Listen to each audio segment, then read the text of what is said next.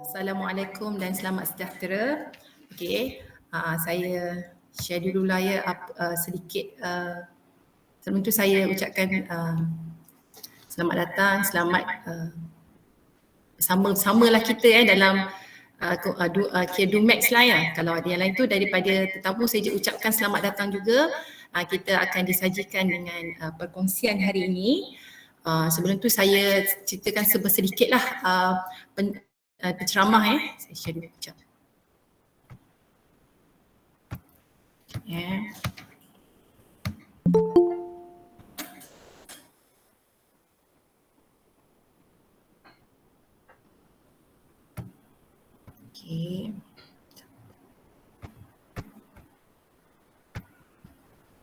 Okay. Baik, penceramah kita Dr. Shazlin Melina binti Syahrudin daripada Jabatan Matematik, Fakulti Sains dan Matematik. Saya ringkaskan dia sebenarnya beliau merupakan seorang yang bagi saya sangat hebatlah kerana dari segi publication beliau telah pun mempunyai 8 buah buku yang telah diterbitkan dan juga dari segi paper ataupun ISI Journal sebanyak 8 paper telah dipublishkan. Begitu juga dengan Scopus Scopus Journal dia juga telah menerbitkan 34 paper bukan menerbitkan lah, telah publishkan paper 34 buah paper dan juga menghadiri paper proceeding sebanyak 5 buah dan menghadiri conference sebagai presenters sebanyak 21 kali sepanjang beliau berkhidmat lah, dan telah juga memenangi award 13 kali. Itu dan dimaklumkan beliau dimaklumkan tentang H index dalam data Scopus sebanyak 6. Saya tak berapa mahirlah tentang ini. Tetapi inilah kehebatannya penceramah kita Dr. Shazlin Melina. Tak payah panggil orang lain pun sebenarnya, bagi saya banyak perkongsian yang kita boleh dapat. Sebelum tu saya sebut sedikitlah tentang Dr. Shazlin ni. Dr. Shazlin ni sebenarnya lulusan daripada Universiti Teknologi Malaysia, bidang pakar dalam bidang statistik. Bidang kajian beliau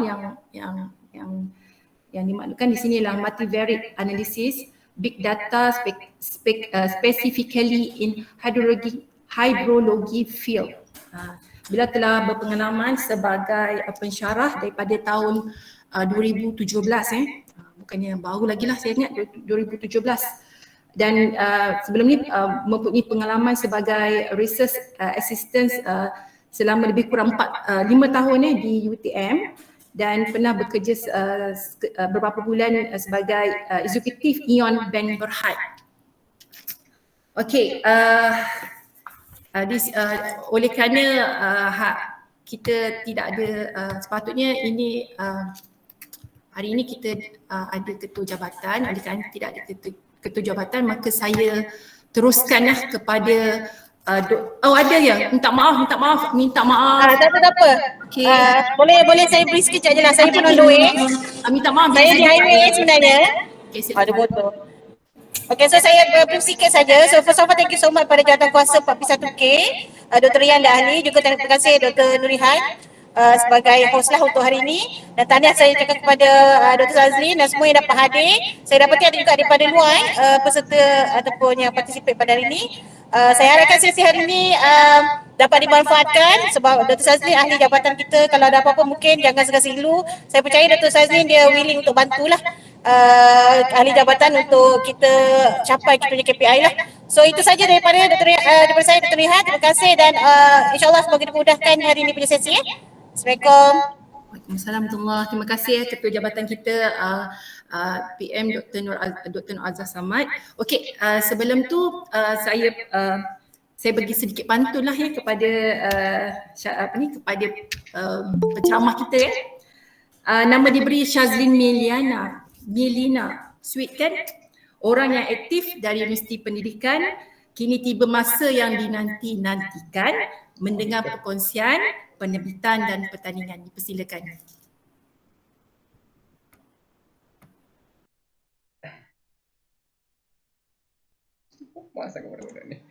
Okey, Assalamualaikum warahmatullahi wabarakatuh. Selamat petang. Boleh dengar tak suara saya?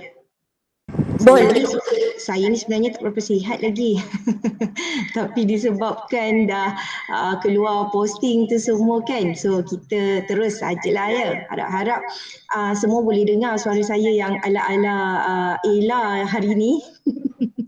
Alright, so terima kasih kepada Dr. Nurihan memberi sedikit briefing tentang latar belakang saya, tapi bagi saya tidaklah seperti yang diwawarkan, biasa-biasa saja. Saya pun banyak lagi nak belajar. Kalau ikutkan baru 4 tahun setengah berada di UPSI kan, setelah menamatkan pengajian PhD di Universiti Teknologi Malaysia. Saya lebih nak kepada sharing. Itu pun setelah pihak AJK 41K memohon kepada saya untuk memberi sedikit sharing. So saya sebenarnya agak keberatan untuk terima, bukan sebab saya kerikut apa, tapi saya rasa saya tak layak lagi untuk bercerita berkaitan dengan publication dan sebagainya, sebab saya rasa saya masih baru lagi. Ramai lagi yang lebih berpengalaman, yang dah berada dalam track ni yang sangat lama lah. Kalau nak dibandingkan dengan servis saya di UPSI pun baru 4 tahun lebih kan. Itulah saya hari ni saya anggap perkongsian saya adalah saya nak share sahaja, bukan sebab saya pakar, tidak langsung setakat nak bercerita lah sebenarnya apa yang saya buat sepanjang 4 tahun setengah saya berada di UPSI, apa yang saya buat dari segi publication lah, sebab kita tahu kalau lecturer bukan scope publication dia, ada banyak lagi benda P yang kita kena capai kan, pendidikan, penerbitan, pengajaran, macam-macam P lah. So one of yang yang di request oleh Dr. Rian, iaitu daripada Ketua Unit 41K, adalah menceritakan bagaimana untuk menerbitkan jurnal di Scopus dan high impact jurnal di ISI ataupun WOS lah. So macam yang saya cakap, saya bukanlah orang yang orang kata paling hebat dalam bercerita. Saya tidak langsung rasa begitu sebab saya masih di peringkat proses pembelajaran lagi. Tapi tak apa, kita share sama-sama. So hari ni saya harap perkongsian yang santai je kan, sebab kawan-kawan je kan daripada DUMEX, dan kalau nampak daripada nama-nama luar adalah kawan-kawan saya yang daripada IPT lain yang saya invite. Kalau mereka nak dengar, jomlah. Sebab saya kata ini sharing. So sepanjang yang saya share nanti tak perlu tunggu sampai hujung kot. Kalau rasa nak tanya bila saya cerita tu, sebab saya memang suka cerita. So kalau nak tanya tu tanya je. Kita macam it's like macam borak-borak je lah. Okay? So saya share sedikit slide lah yang saya ada prepare. Alright. Okay, so hari ini tajuk yang diberikan adalah berkaitan dengan perkongsian penerbitan artikel jurnal berindeks dan penyertaan pertanian inovasi. Okay, actually penyertaan pertanian inovasi ni saya pun tak layak sangat nak bercakap. Yang lebih layak adalah kita tahulah kalau di Jabatan Matematik dia punya orang kata leadernya adalah Dr. Mazli. Dia pun dah bagi talk hari kan, cuma saya diminta oleh KJ mungkin mengulas sedikit lah tentang penyertaan pertanian inovasi, dan kita juga ada lebih layak bercakap orang-orang yang dah biasa dapat emas, macam baru-baru ni Dr. Zamzana, Dr. Sabarina. So mungkin mereka juga boleh share tips dalam ni bagaimana untuk mendapatkan gold medal di peringkat inovasi. Alright, so sebelum saya nak cerita sikit tentang penerbitan, so kita tengok sedikitlah profil apa yang kita perlu jaga sebagai seorang pensyarah ataupun researcher lah. Okay, so ini perkongsian saya, apa yang saya buat selama 4 tahun setengah. Saya sentiasa menjaga database inilah, database yang sentiasa saya check di internet untuk memastikan apa yang kita dah berjaya terbit, apa yang kita dah keluarkan, benda tu memang termasuk di dalam database tersebut. So especially yang kalau kita biasa dengar, yang biasa diwar-warkan adalah Scopus database. So saya rasa Scopus database ni tak payah terang lah banyak, sebab semua lecturer semua pensyarah tahu tentang Scopus database. Okey, so sekadar makluman sahajalah ya. Scopus database ni kita sebab sekarang ni kita bekerja di luar, maksudnya di luar kampus.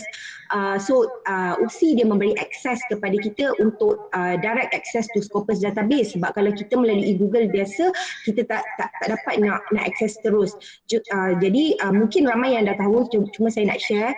Kalau sesiapa yang tak tahu boleh akses Scopus di rumah, sebab saya hari ini bekerja di rumah, so kita boleh akses melalui pustaka.upsi.edu.my. So di sini ada e-resources, so klik pada UPSI Digital, so dia akan keluar beginilah. So boleh cari dekat bawah ada Scopus, so boleh klik dekat all access, nanti dia akan keluarlah. Alright, so dia akan keluar begini bentuknya. Nanti slow sikit. Dia akan keluar beginilah. So apa yang kita boleh guna dekat dalam Scopus database ni, salah satunya adalah mencari dokumen. Dokumen ni maksudnya kalau katalah bulan Januari kita dah berjaya terbitkan satu artikel Scopus. So kita dah deal dengan, kita dah hantar di apa jurnal yang kita pilih dan kita tahu jurnal tu adalah Scopus. Jadinya bila dia kata dah terbit, kita dah dapat apa orang kata full DOI dan sebagainya, sebagai contoh lah ya. Sebagai contoh, ini adalah salah satu paper saya dan diterbitkan pada bulan Januari. So kita tahu dia dah ada DOI semua lengkap sini, dah ada dia punya apa tahun, dia punya volume, apa tu pages dan sebagainya lah. So apa yang kita perlu pastikan dalam 2-3 bulan akan datang adalah this article, artikel ini telah diindeks di dalam database Scopus. Kalau contohnya dalam artikel ini dia adalah Scopus dan ISI. Jadi kena pastikan kedua-dua database itu telah ditarik artikel itu. Sebab apa yang berlaku adalah sometimes yang dijanjikan adalah Scopus, tetapi bila kita check di dalam Scopus database, terutama di bahagian dokumen, bila kita search our text, our title, dia tak appear, tak ada. Even though dia dah berada 3 atau 4 bulan publish lah. So itu sebenarnya satu benda yang kita kena risaukan sebenarnya. Sebab di dalam Scopus database ni dia cepat. Kalau sepatutnya lah setelah dia release, sekurang-kurangnya 2 atau 3 minggu dia dah berada di dalam Scopus, itu paling cepat. Tapi paling lambat pun sekurang-kurangnya dalam sebulan atau 2 bulan tu agak lambat lah bagi saya untuk dia berada. Jadi kalau dia tak ada, apa yang kita kena buat adalah kita kena contact Scopus. Dekat dalam ni dia ada contact service, so ada contact us. So boleh tekan contact us dekat sini and then boleh direct tanya kepada Scopus apa permasalahan kita. Contohnya artikel kita tak ada kan, dia ada macam-macam ni, so pilihlah apa benda yang kita nak tanya pada mereka. Kita punya missing document ke, maksudnya tak ada dalam database Scopus, yang itu kita perlu email directly kepada Scopus dan Scopus akan reply kepada kita dalam within 24 hours. Okay, so yang ini memang saya sentiasa buat. Kalau saya tengok saya punya dokumen tak ada di dalam database Scopus. Alright, kenapa saya kata penting benda ni berada, sebab kita kata tak apalah kan, dah memang kita tahu memang Scopus nanti kita register je lah Scopus kan, begitu sepatutnya. Tetapi tidak, universiti dia akan melihat kepada pemakahan Scopus bila benda itu berada di dalam database ini. Jadinya kalau tak ada dalam database ini, memang even though kita cakap dengan pihak librarian ini Scopus, tapi mereka tidak akan terima selagi kita punya paper tidak dimasukkan di dalam database ini. So penting. Okay, so satu benda lah. Another thing adalah berkaitan dengan authors. So apa authors ni buat adalah kita boleh tengok, sebab bila kita ada publication di dalam Scopus, kita ada satu orang kata website lah, macam kita punya interface dalam Scopus database, apa yang kita boleh tengok tentang diri kita. Jadinya yang ini pun saya sentiasa jaga. So ini boleh masuklah last name, contohnya Syahrudin, Anis Shazrin kan. So kita search sahaja. Okay, so yang ini sangat penting untuk kita jaga. Mungkin ramai dah tahulah dalam ni, tapi saya disebabkan ini perkongsian kan apa yang saya buat, so saya ceritalah sikit. Jadi saya sentiasa melihat database Scopus saya ini sama ada berapa dokumen yang telah berada dalam ni, berapa yang telah dikurang. Sometimes kita rasa dokumen kita, okay, contoh ni sekarang 43. Bila kita check next week ataupun kita check minggu bulan depan, kenapa dah jadi 40? Sebab tu kena sentiasa ingat, sebabnya Scopus ni dia kita pun susah nak jangka lah, sebab artikel-artikel yang masuk kadang-kadang dia in and out. Jadi sometimes dia ada isu yang biasanya kalau artikel tu dah di-index dia akan remain, biasanya macam tu. Tapi ada certain isu bila dia revise balik that journal, dia boleh tarik balik paper yang dia rasa that journal untuk this coverage dia dah tak cover dah. Even dia dah pernah masuk dalam database Scopus, dia akan tarik tanpa pemberitahuan pada kita.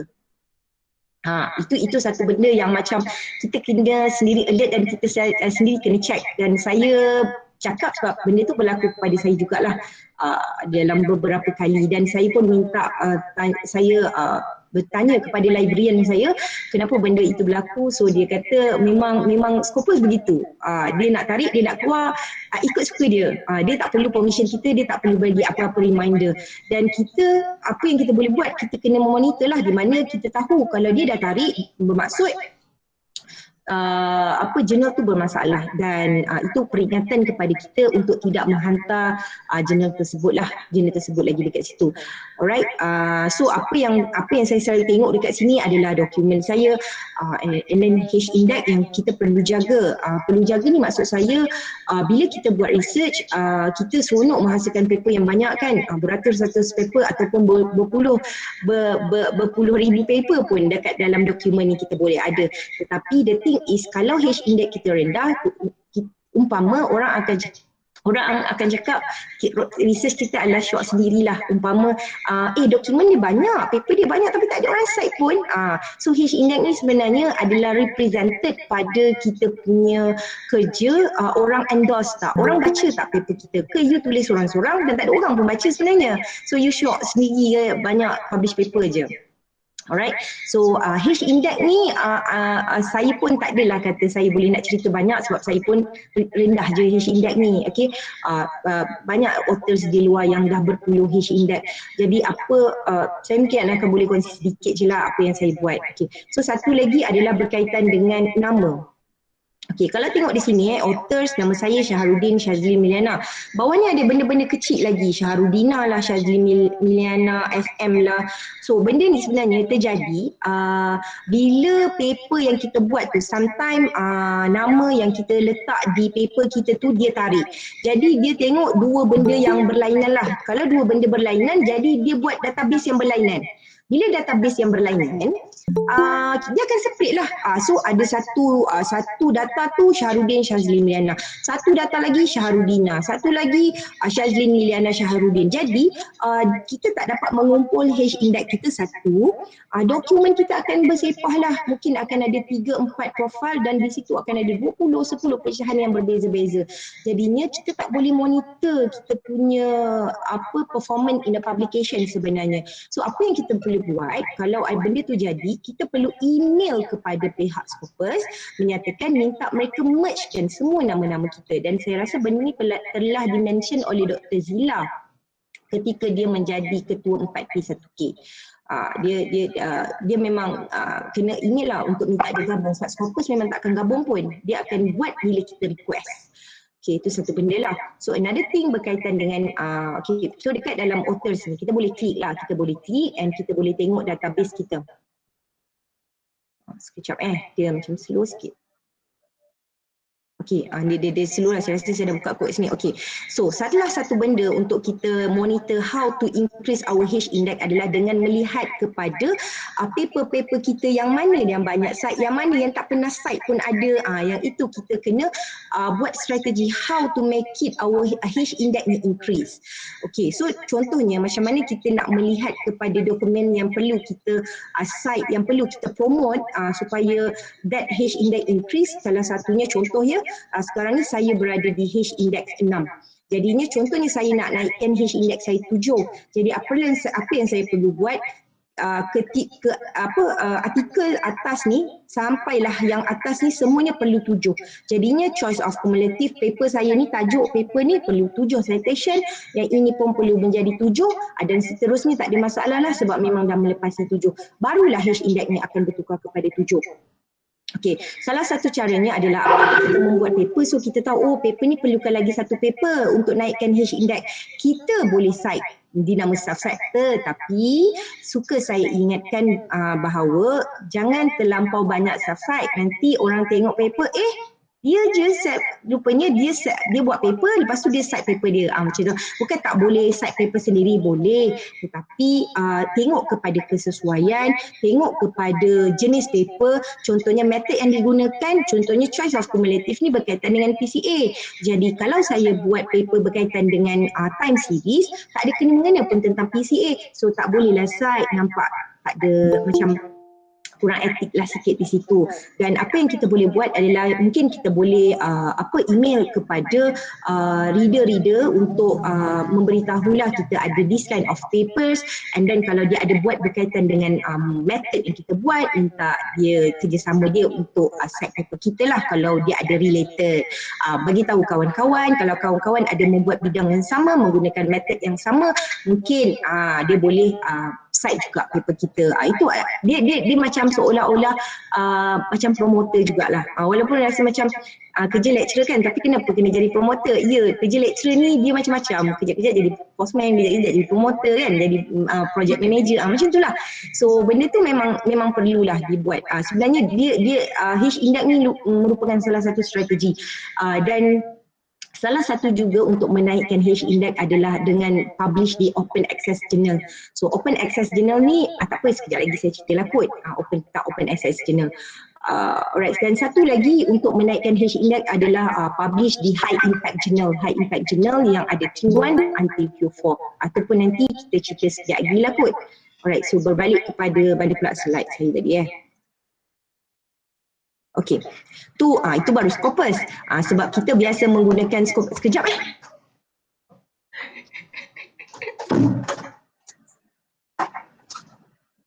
Okey, so kenapa saya cerita tentang Scopus? Sebab Scopus itu sentiasa menjadi pandu arah lah kepada semua universiti, terutamanya UPSI lah, mungkin di RU mereka lebih memandang kepada ISI. Alright, so Scopus ni kita perlu jagalah untuk database kita. Okay, another thing is a Google Scholar, ResearchGate, or ORCID. Yang ini semua biasanya perlu juga ada. Macam LinkedIn ni dia adalah salah satu platform yang sangat bagus untuk memperkenalkan kita kepada dunia luar. Dan dalam LinkedIn ni kena sentiasa update apa publication kita, apa research trend kita, dan mostly invitation yang dapat, contohnya sebagai keynote speaker ke, sharing session ke, datangnya daripada LinkedIn, terutamanya daripada luar negara. So ada seorang kawan saya di Universiti Teknologi UTHM, so dia sangat aktif di dalam memberi talk dalam keynote speaker, dan yang dipanggil pun yang bukan biasa-biasalah, maksudnya memberi talk di luar negara. So saya tanya dia, actually macam mana ya, nama dia Encik Helmi. So saya cakap, macam mana ya Encik Helmi boleh dapat invitation yang saya tengok hampir setiap bulan, dan kadang-kadang satu bulan berapa kali dia dapat invitation daripada pihak luar. So bagi saya kagum lah benda tu, sebab bukan senang orang nak endorse tentang specialty kita kan. So dia kata one of apa yang dia buat adalah sentiasa mengupdate LinkedIn ni. Dia kata dia sangat-sangat membantu. Itu salah satu dia lah. Jadi kalau tak ada profile, kena create profile lah, dan kena keep update apa recent yang kita tengah buat ni, apa research kita, apa publication kita, apa kepakaran kita, sijil-sijil yang kita ada, yang itu kena sentiasa buat. Alright, so Google Scholar ni biasalah Google Scholar kan boleh tengok dekat Google Scholar, type sahaja nama, so dia akan ada. Dan untuk makluman semua, Scopus dan juga Google Scholar H-index-nya berbeza. Kalau tengok di Scopus, sebagai contoh, ini profil saya. So bila saya klik dekat Scopus, dia boleh terus keluar. Okay, H-index saya 6, contohnya begitulah. And then bila saya pergi ke ORCID ID, so ORCID ID ni dia akan keluar interface yang lain lah. Sebagai contoh lah, dia akan keluar sebagai sekejap slow lah saya punya internet. So ini adalah number ORCID ID. Yang ini kena jagalah sebab sometimes kalau hantar di jurnal-jurnal yang berimpact tinggi seperti Springer, seperti publisher MDPI ataupun publisher Elsevier, mereka minta ORCID ID dan sometimes bila kita nak hantar submission journal tu, kita just enter je ID, tak perlu ORCID ID ni tak perlu nak register every time kita nak hantar pada jurnal-jurnal di bawah Elsevier contohnya ataupun Springer. So guna benda ni dia dah boleh trace, oh inilah profil kita. So segala paper-paper tu akan berada dalam ni. Paper-paper yang berkaitan biasanya high impact journal lah. Yang ini pun kita kena sentiasa tengok. So another thing is Google Scholar. So Google Scholar ni kita boleh Google je. Google, type nama kita, so kita akan dapat. So dekat sini kita tengok H-index kita 7. Citation kita pun berlainan kalau tengok dekat Scopus. Disebabkan, kenapa dia berlainan? Sebabnya Scopus Index Journal, dia kira H-index berdasarkan database di dalam Scopus. Jadi paper-paper yang di bawah indeks Scopus sahaja dikira sebagai citation. Tapi di Google Scholar, paper-paper yang indeks, biasanya semua indeks Scopus akan ada Google Scholar jugalah. That's why kalau yang non-index ataupun referred journal ke, so di bawah Google Scholar, dan that's why H-index sometimes dia lebih tinggi daripada Scopus. Macam itulah. Okay, lepas tu apa lagi Yep. Okay, lepas tu ResearchGate. Okay, so satu lagi ResearchGate ni again lah, kita kena create. Okay, boleh create ResearchGate and then masukkan semua research, kita punya current grant, apa yang kita dah buat. So again, benda ni juga adalah salah satu platform yang saya suka update. Dan daripada sini pun banyak yang saya kenal orang luar, dan pernah juga ada saya kenal lecturer daripada saya tak ingat apa negara apa tu dekat dengan Paris tu lupa lah, dekat area dekat dengan negara dekat Perancis kan. So dia WhatsApp saya, WhatsApp lah, dia inbox saya lah. So dia tanya berkaitan ada satu paper, dia macam nak tahu tentang apa ya saya punya outcome ni. Dia macam it's like macam nak bidas jugalah. So saya menjawab ya. So dan dia kata nak tak buat collaboration bersama-sama. Macam itulah. So ini juga sebenarnya penting untuk kita lihat ada ke orang baca paper kita, dan bila kita update ni link to email, kita akan sentiasa dapat email, paper kita ni ada orang baca, paper kita ni ada orang cite. So daripada situ kita boleh monitor mana sebenarnya paper kita yang sebenarnya yang banyak orang refer, yang banyak orang baca, dan trend itu banyak digunakan sekarang. Macam itulah. Okay. Tu sedikit tentang profile. Okay, selepas tu berkaitan dengan publication lah. Alright, so publication ni kita tahu kalau sebab kita sentiasa lah diwar-warkan oleh pihak universiti Scopus Index kan, journal. Actually publication ni dia datang dalam pelbagai bentuk lah. So paling tinggi hierarchy dia. So apa-apa memang kena ada hierarchy kan. Okay, paling tinggi hierarchy dalam publication adalah high impact journal.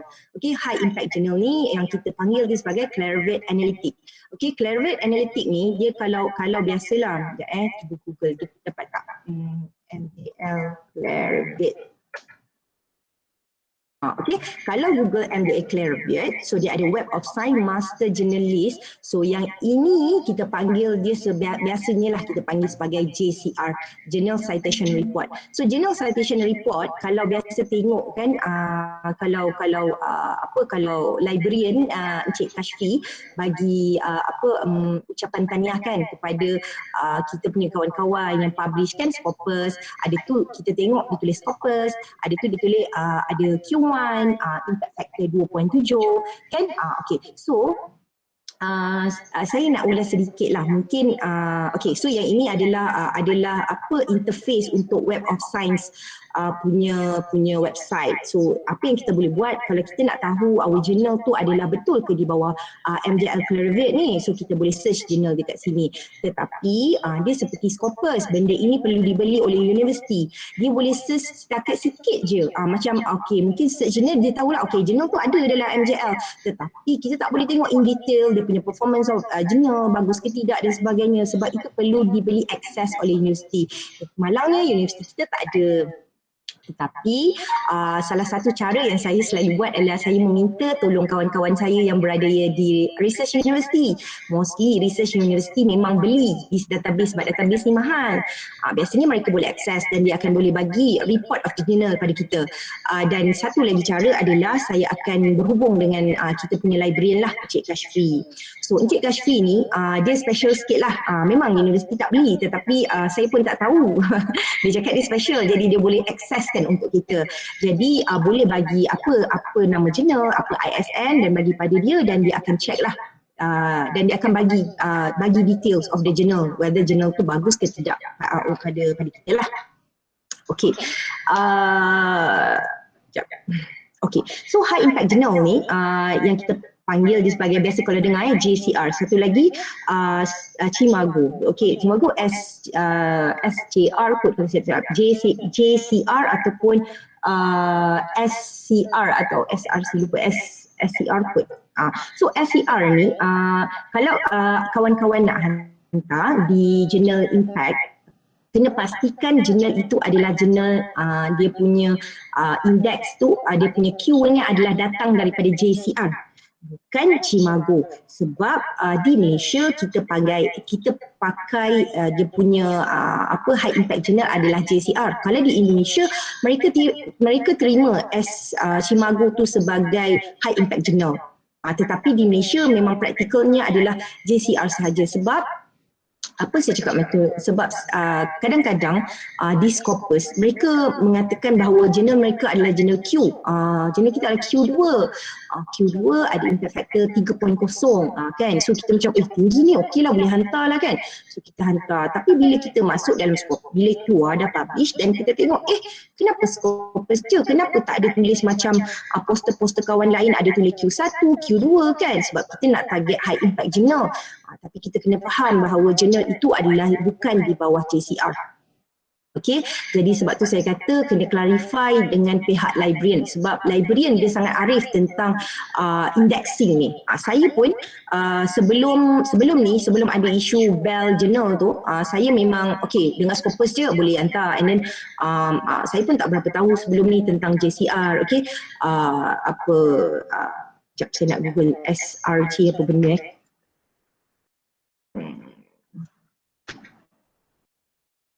SDR. SDR ni Cimago Journal Rank. Jadi Cimago ni di Malaysia kita tak pakai dia punya untuk high impact journal. Jadinya tapi dia tak ada isu pun. Dia akan dapat Scopus, cuma dia tidak dikira tidak dipakai, diambil pakai untuk Q dia. Andai kata SDR tadi Q1 tapi mereka akan ambil sebagai Scopus sajalah. Tak dikira sebagai high impact journal. Yang itu kawan-kawan kena ni macam teliti sikit lah tentang benda tu. Sometimes ada yang mungkin tak tahu, ada yang terlepas pandang. Kalau macam takut kan, macam takut tersilap, refer je pada librarian kita, Encik Kashfi, dia sangat membantu. So saya selepas ada isu Balis, setiap jurnal yang saya nak publish, termasuk dengan conference saya nak pergi, saya memang akan check dengan Encik Kashfi sama ada betul ke apa yang dia beritahu. Itu memang saya sudah sebut lah. Alright, so selain itu adalah book chapter. So kita tahu book chapter ni menyumbang juga kepada penerbitan. Cumanya markahnya tidak banyak, kalau diikut LMPT dia tak banyak macam kedua-dua jurnal ni. Okay, so book chapter ni bagi saya bagus juga sebab dia menyumbang kepada penulisan buku. Biasanya book ni dia ada dua lah. Satu memang kita menghasilkan sebuah buku ataupun satu kita menulis bab di dalam buku. So menulis bab bagi saya lah, menulis satu buku tu sangat susah. Saya lagi rela menulis jurnal 10 jurnal berbanding menulis satu buah buku sebab menulis buku sangat susah. Jadi siapa-siapa yang menghasilkan sebuah buku seorang tanpa ada orang lain, dia sangat hebat dah sebenarnya. Alright, dan biasanya yang senang adalah menulis bab di dalam buku. So book chapter ni saya rasa saya pun tak berani nak cakap banyak sebab saya pun tak adalah banyak sangat buku. Biasa yang saya buat kalau dalam yang saya buat sekarang ni adalah saya tulis bersama-sama, seperti sebelum ni ada penulisan buku bersama dengan dekan, and then saya ada book chapter. kadang-kadang book chapter ni di peringkat conference pun banyak mereka offer untuk contoh lecture, bukan lecture lah, book chapter dalam Springer. So conference macam tu bagus, dia akan hantar paper kita dan masuk dalam satu book chapter di dalam Springer dan biasanya index by Scopus. Cuma dia punya type is a book chapter lah, bukan journal. Tapi bagi saya kalau di peringkat di peringkat publication masih baik, masih okey. Okay, so proceeding ni kita tahulah biasanya kita hantar ke conference dan sukalah saya ini praktik yang saya selalu buat. Apa conference yang saya nak pergi, sebab saya memang suka pergi conference sebab nak jalan-jalan kan. Saya memang suka pergi conference. So kalau untuk makluman semua, saya rasa semua dah tahu kot, UPSI memberikan kemudahan pembayaran ke conference sebanyak setahun 2 kali ke dalam negara, sekali ke luar negara dalam Asia, dalam Asian macam Filipina, Thailand dan sebagainya, setahun sekali. Dan dalam masa yang sama setahun 2 tahun sekali kita boleh mohon di luar negara seperti Europe ke kan, luar daripada Asian lah.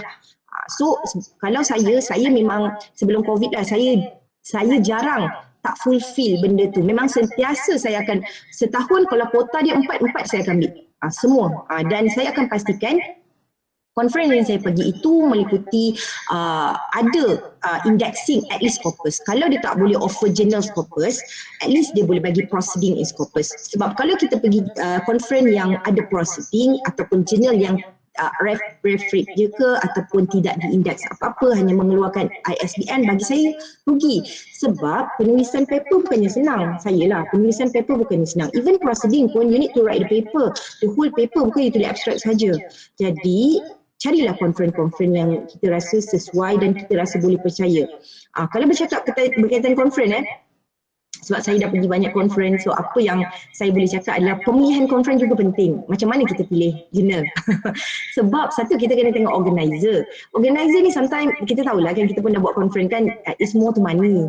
Jadi bila sebut pasal duit, sometimes dia menjanjikan bulan dan bintang, tapi at the end tak ada apa pun. Penerbitan pun tak ada. Setelah 2 tahun, 3 tahun kita tunggu, tak ada penerbitan journal Scopus yang dijanjikan. Sebab tu kena roger-roger lah kawan-kawan. Okey ke conference ni, dia punya organizer betul ke? Kena roger, kena buat carian lah orang kata. Okey, dan biasanya kena tengok juga sekarang ni banyak conference yang memberikan journal Scopus, tetapi again kena berhati-hati. Sebabnya kalau yang saya tengok trend lah, conference yang offer index Scopus yang senang publish, yang tanpa ditapis, maksud saya dari segi quality of the paper and then publish, dia macam ni. Kadang-kadang di index Scopus sebulan je, tak pun seminggu, esok tu keluar dah.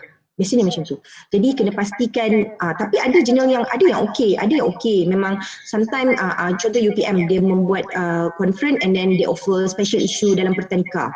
Itu pun dia akan tengok kualiti. Bukannya dia akan cakap okey semua hantar, semua kita akan publish. So kena carilah, kena dapatkan maklumat yang betul supaya kita tak rugi paper. Saya pun banyak je yang kadang-kadang paper dia janji sebegini tapi sebenarnya tak ada apa pun. Saya harap benda tu tak akan berulang lah kepada kawan-kawan yang lain. Alright, so lagi satu yang paling last adalah general article. So general article ni sebelum ni memang tak ada orang pandang untuk buat, sebab kalau tengok dalam markah LMTT satu je, kalau you tulis general Scopus, satu general Scopus dah 10 markah. So buat apa kita penat-penat nak tulis general article kan, satu markah je. That's why memang benda ni tak banyak orang nak buat, tak banyak orang nak tulis. Tapi lately ni lepas kita ada visibility tu, ramailah yang start menulis paper. Dan menulis general article ni satunya bagus sebab dia dapat melihat kepada kita punya expertise. Sebab bila general article dia akan publish dalam bentuk pembacaan umum, macam surat khabar, macam magazine, ataupun dalam bentuk majalah-majalah ilmiah. So benda tu bagus sebab bukan, kalau kita tulis jurnal, contohnya saya memang orang statistik, dalam multivariate model. Jadi bila saya tulis jurnal, memang orang-orang yang buat kajian dalam bidang tu je baca. Okey, tak adalah mak saya nak baca kan, sebab dia bukan general artikel. Tetapi bila saya tulis artikel jurnal dalam newspaper, so benda tu dah jadi bacaan umum. Semua orang kan baca. Semua orang baca, tak kisahlah adik ke, kakak kat sekolah menengah ke, orang dalam bidang doktor medical ke, orang dalam bidang pertanian ke, dia baca. Kalau dia beli buku khabar lah. Jadinya benda tu dia macam memberi satu kita transfer knowledge lah, apa yang kita tahu kita beri tahu kepada orang awam di luar sana. Tetapi bentuk penulisan jurnal artikel ni dia berbeza caranya macam kita tulis jurnal. Sebabnya penulisan sebab kita tahu kan penulisan ilmiah dalam bentuk artikel jurnal is very macam complicated sikit lah. Kalau kita transfer terus kepada artikel, iaitu contohnya surat khabar, kalau kita come out dengan all the equation yang gempak-gempak tu, saya percaya tak ada orang yang faham. Jadi apa yang kita perlu buat, kita boleh tulis dalam bidang kita, tetapi ceritakan dalam bentuk pembacaan umum. Contohnya lah, kalau dalam matematik kita tahu lambda tu apa, tetapi bila nak tukar kepada pembacaan umum, kena teranglah lambda ni digunakan dalam aplikasi seharian untuk apa efek lambda dalam bila contohnya dalam konteks ekonomi lah contoh. So kalau bentuk lambda ni bila dia increase, apa akan berlaku? So kita tak ceritakan konteks lambda dalam real application. Itu kalau general artikel lah.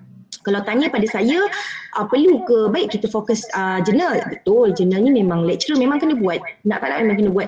Tapi jurnal artikel ni sekurang-kurangnya dapat setahun sekali tulis pun jadilah. At least selain kita transfer knowledge kepada orang awam, kita pun boleh bercerita lah tentang expertise bidang kita. Sebab terutamanya matematik, orang sentiasa memandang matematik is a mathematic calculation just digunakan pada education field.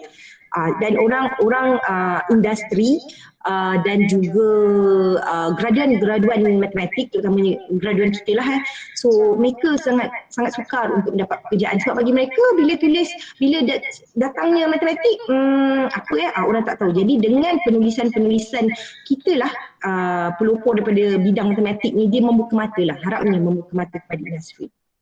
Okey. Tu sedikit lah ya. Kalau ada apa-apa nak tanya je, tak payah sampai ujung nanti. Alright, so funding. Okay, ini adalah, saya terus terang saya cakap, benda ni adalah paling penting dalam publication. Kalau macam ni, publication ni dia ada yang berbayar dan tidak berbayar. Kalau seperti di Elsevier, mostly tidak berbayar. Tetapi Elsevier pun dah pandai. Dia pun dah macam gain income. Ada juga Elsevier, dia buat jurnal yang berbayar juga. Jadi bila kita sebut jurnal berbayar, lagi-lagi kalau jurnal yang berimpact tinggi, high impact jurnal, dia punya jurnal fees sangat mahal. Okay? Contohnya paper saya ni, ini adalah publishingnya MDPI. So MDPI ni adalah salah satu a strong publisher, dan publisher pun sebenarnya memainkan peranan penting lah. So kalau publisher tu tak well known, kita takutlah dia macam senang nak jadi scammers, macam tu. So MDPI ni salah satu publisher yang bagus. Kawan-kawan pun saya galakkanlah untuk hantar dia, tapi kita tak tahan tengok fees dia. Fees dia sangatlah mahal. Kalau macam Atmosphere ni is a Q3 JCR lah, Journal Citation Report Q3. So ini pun sebab saya ada saya punya authors dalam ni ada macam contribute banyak dalam publisher MDPI, dapatlah diskaun. So selepas diskaun pun almost 7,000, 6,000 something. So agak mahal. Jadi sebab tu saya cakap funding ni adalah sangat penting.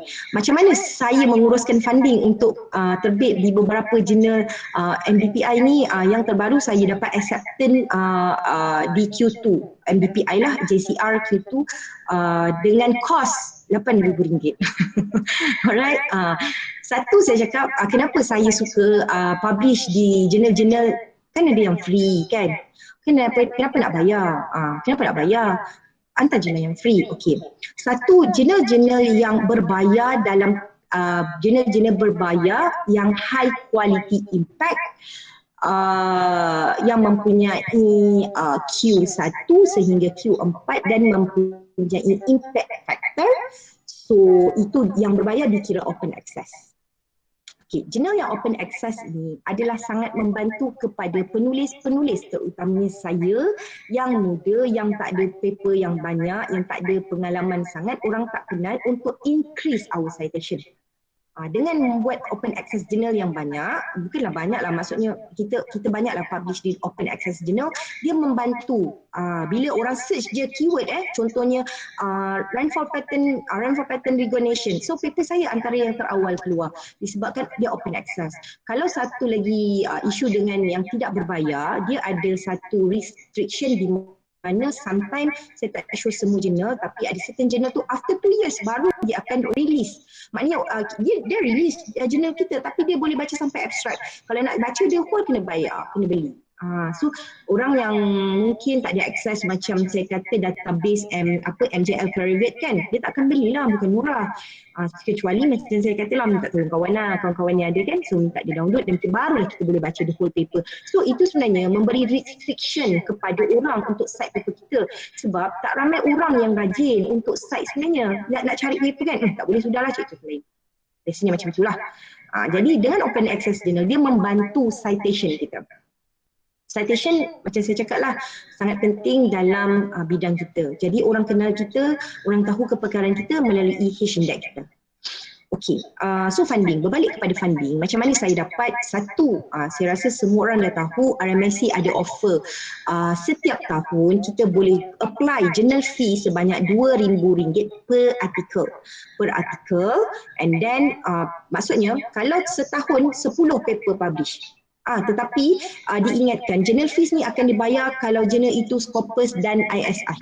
Maknanya kalau refer tak ada sebab tu saya kata rugi. Cuba kita cari journal yang berindeks Scopus. So kalau RM2,000 ni akan diberi setiap kali publish. Maknanya kalau satu tahun 10 paper, RMIC akan bayar. Bayar tu maksudnya dia bukan bayar sebab kita publish tau. Dia support fees dia. Kalau journal tu contoh kalau Scopus ada je yang dapat 2,000 bawah 2,000. Contohnya macam JCR Q4 Sains Malaysiana. So journal fee dia 1,500 je. So dia JCR, dia Scopus, dia ISI dan dia ada impact factor dalam 0 point something sikit je lah. Tapi dia di bawah Q. So okey lah Q4. So baru 1,500. So kalau kita apply ni, mesti akan bayar. Dan kita ada satu lagi dana dinama Proofread. So Proofread ni dia akan bagi per year. Ini bukan setiap kali per year. Maknanya setiap tahun boleh apply sekali untuk RM1,000 ini. Okey, benda-benda macam ni saya terus terang saya tak pernah ketinggalan dan saya sentiasa sampai RMC kata ada lagi nak claim ke doktor? Sebab saya akan menggunakan utilize maximum lah untuk apply. Sebab dia tak ada minimum maximum number, so saya akan apply selagi boleh. Right, cumanya Proofread ni dan saya dapat makluman juga daripada RMIC banyak pensyarah-pensyarah kita tidak apply. Jadi sayanglah. Jadi saya harap dengan perkongsian saya hari ini semua ahli DUMED, bukan saya seorang saja, sebab kita nak berjaya biarlah ramai-ramai kan. Saya harap semua orang menggunakan apa kelebihan yang RMIC bagi pada kita untuk support fees kita. Terus terang saya kata journal fees 2,000 ni sikit sebenarnya. Sikit untuk publication fees. Sebab kalau kita tengok jurnal-jurnal yang berimpact tinggi macam MDPI tadi, kosnya hampir menelan 8,000, 6,000, 7,000, 10,000 pun ada kalau Q1. Kalau tengok ada satu jurnal kimia Prof Ismail cakap, apa nama dia, saya lupa lah bahagian dia punya nama lah, hari tu dia cerita boleh achieve sampai 10,000 satu artikel. Dan bila melibatkan funding yang sangat tinggi tu, itu isunya lah, right?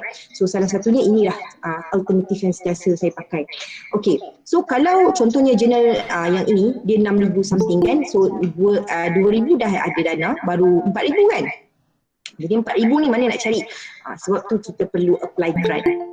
Dan rajin-rajinlah kalau apa sahaja opsi keluarkan grant, cuba je.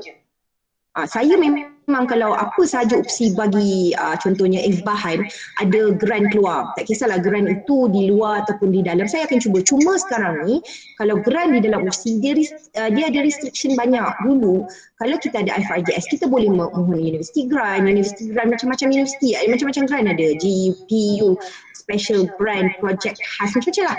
Tapi now saya tak tahulah kenapa grant tu hanya di-allocate kepada pensyarah yang tidak mempunyai grant luar. Maknanya kalau dia minta FRGS tak boleh minta funded daripada universiti. Itu salah satu. Lah saya pun rasa rugi. Saya pernah cakap juga lah dengan TSPI, tak boleh tukar, tak boleh. Dia kata kita bagi peluang kepada yang lain untuk yang tak ada grant. Tapi memang grant ni perlu ada. So daripada internet, daripada grant-grant ni lah dia banyak support. Macam saya dapat mana dana tu, saya utilize sepenuhnya FRGS grant saya. Sebab FRGS grant saya akan tutup pada bulan 5. So saya punya perbelanjaan semua saya pakai. Saya dapat 78,500 habis semua. Saya kalau dapat grant saya takkan tinggal 1 sen. Kalau tinggal pun mungkin RM1 tak apa nak claim lah kan. RM1, RM5. Tapi saya akan gunakan sepenuhnya lah. Sebab kita orang matematik ni dia seronok sebenarnya, sebab kita tak perlu beli banyak equipment.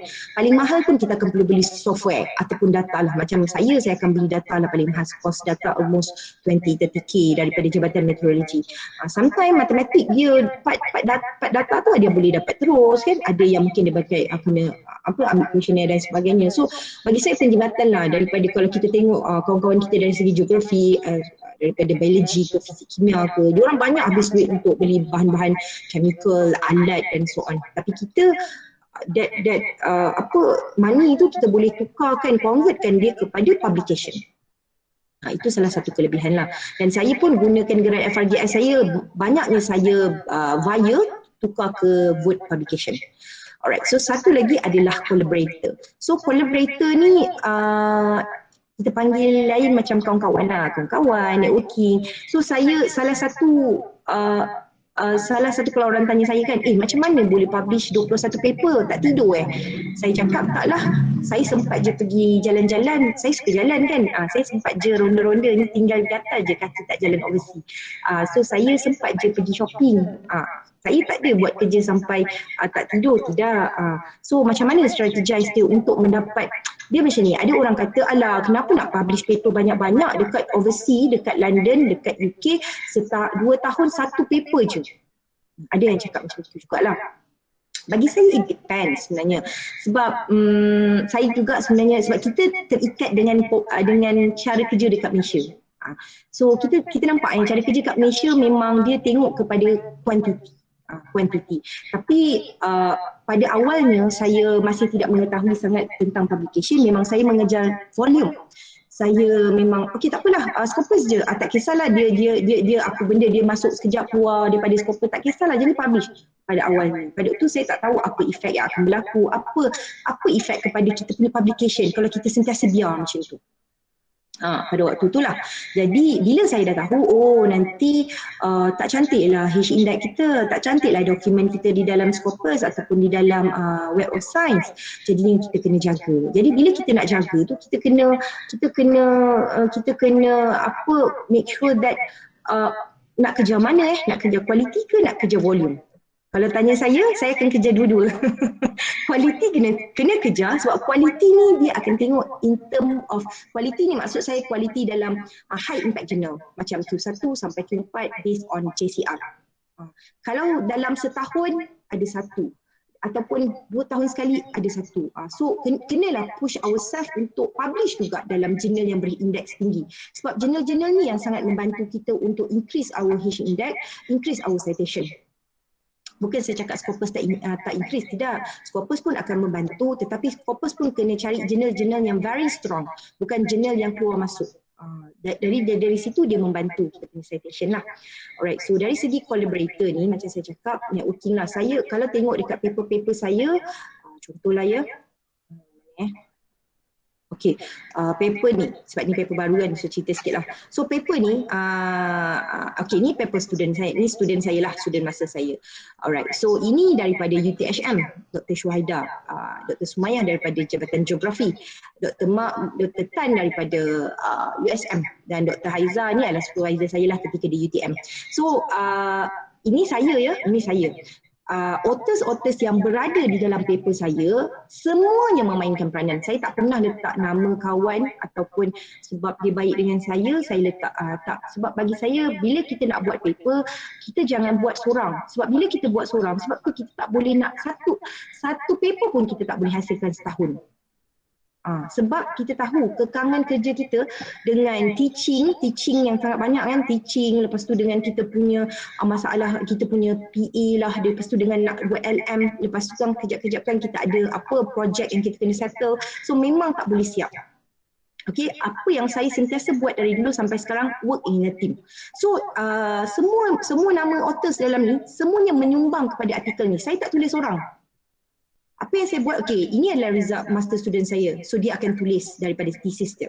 Saya akan baca, saya akan edit sebab kita faham pelajar kalau tulis, kan, kita faham macam mana. So kita perlu baiki banyak. Kita tak boleh jadi supervisor yang okay pelajar bagi kat kita, so kita macam okay saya nak satu paper journal ISI. Sebab kita pun tak boleh keluar, of course pelajar lagi dah tak boleh. So kita kena guide.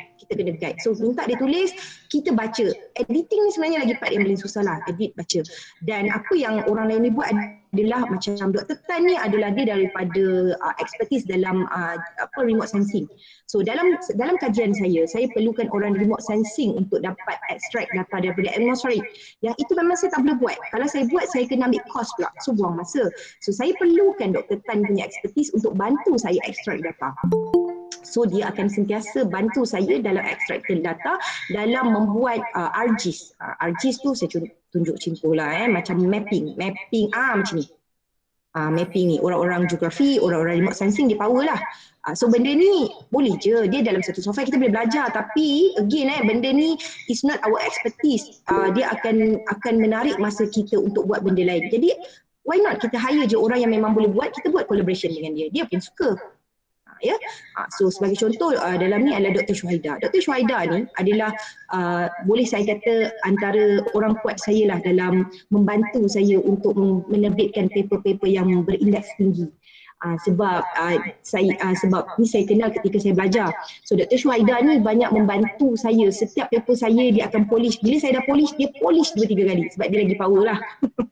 Alright. So saya memang appreciate apa yang dia banyak bantu saya. Dia memang sangat membantu saya, terutama je dalam penulisan high impact journal. Sebenarnya high impact journal ketika dulu saya tak pernah publish high impact journal. Saya tak pernah. Setahun 2 ni je saya baru join lah untuk hantar ke high impact, sebab dulu saya hantar sentiasa reject. So saya tak nak lah, saya nak hantar Scopus je, senang. Kan? Saya tak pernah hantar Q1, Q2, Q3 ni sebab saya rasa susah, hansip lah reject. Tetapi Dr. Syuhaida ni salah seorang yang sentiasa memberi dorongan kepada saya. Kau cuba hantar, kalau kau dah hantar, kau rasa dia feel dia lain bila dapat accepted Q journal.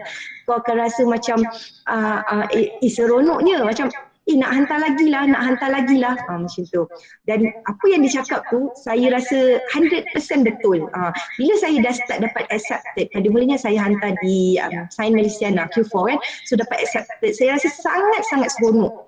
So saya, walaupun orang cakap Q4 je pun, 0.8 je indeks dia, impact factor dia. So tapi bagi kita yang beginner, kita rasa sangat seronok. Seronok dia, walaupun dah terbitkan 20 paper Scopus, tapi dapat satu paper Q, kita rasa seronok. Seronok dia mungkin boleh cubalah. Boleh cuba. Jadi bila kita dah pernah publish satu paper Q, so kita akan nak lagi hantar, nak lagi daripada Q4 kita pergi Q3, kita akan pergi Q2 dan setakat ni saya achieve Q2 je lah. So saya pun masih mencuba untuk publish di Q1.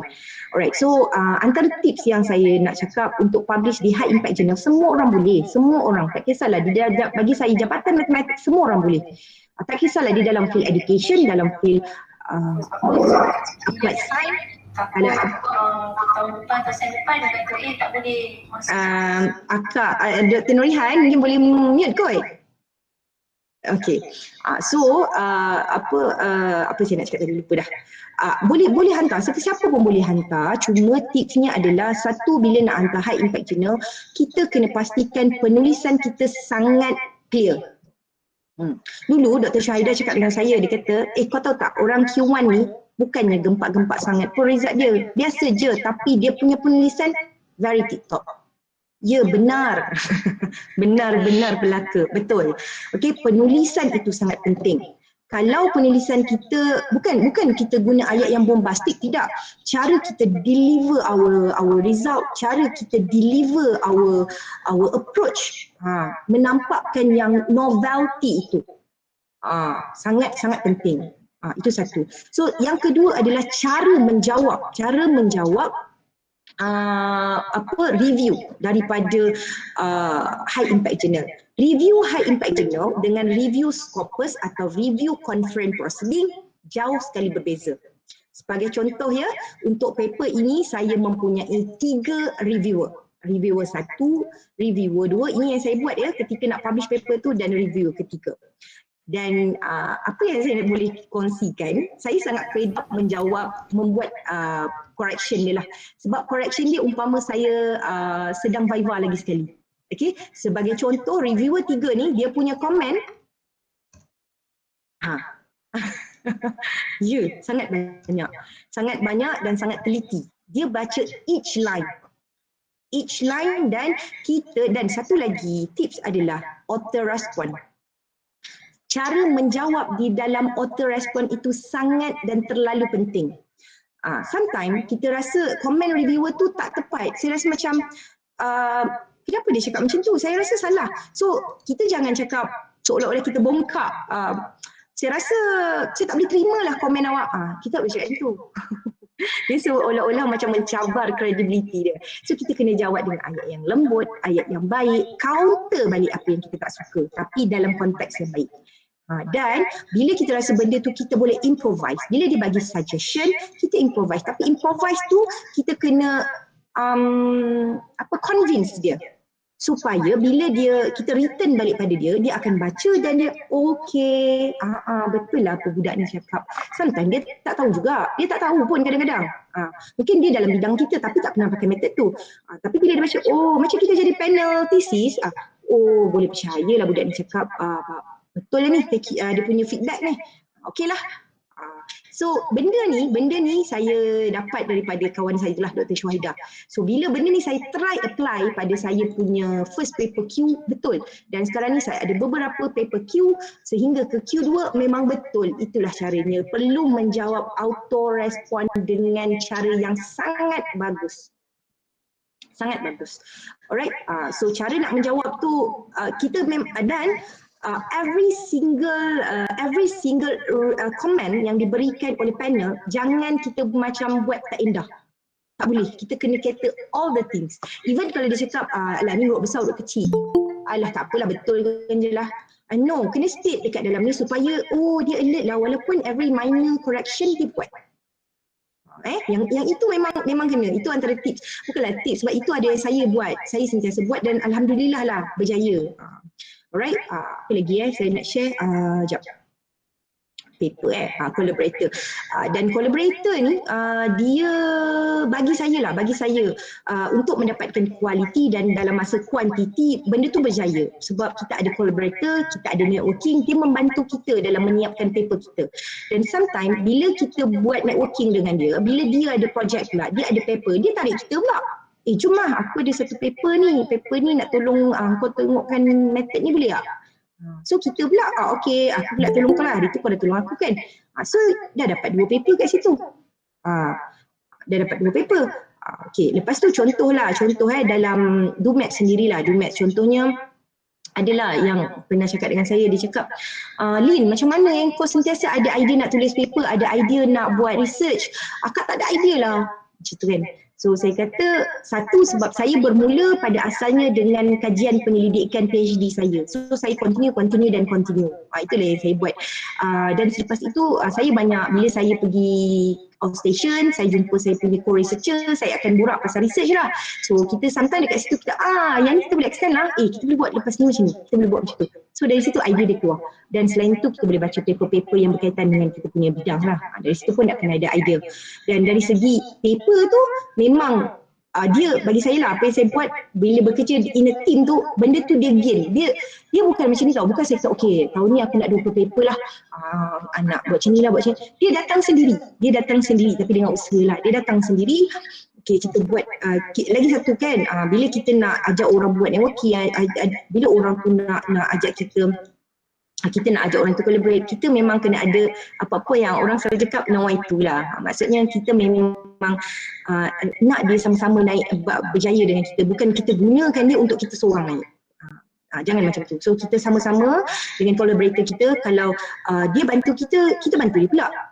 So kalau contohnya lah dalam Dumex ni saya selalu panggil Dr. Hila lah. Dr. Hila memang antara saya punya co-authors yang paling rapat lah untuk buat, bukan rapat, yelah saya memang rapat dengan Dr. Hila, tapi bukannya sebab saya fikir dia kawan saya, tak. Bidang yang Dr. Hila buat tu kebetulan memang lebih kurang macam bidang saya dan banyak kepakaran dia yang saya guna.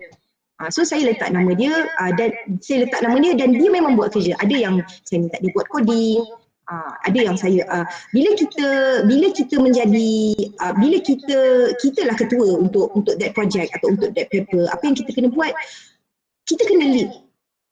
Salah satunya adalah kita kena lead. Dia contoh contoh.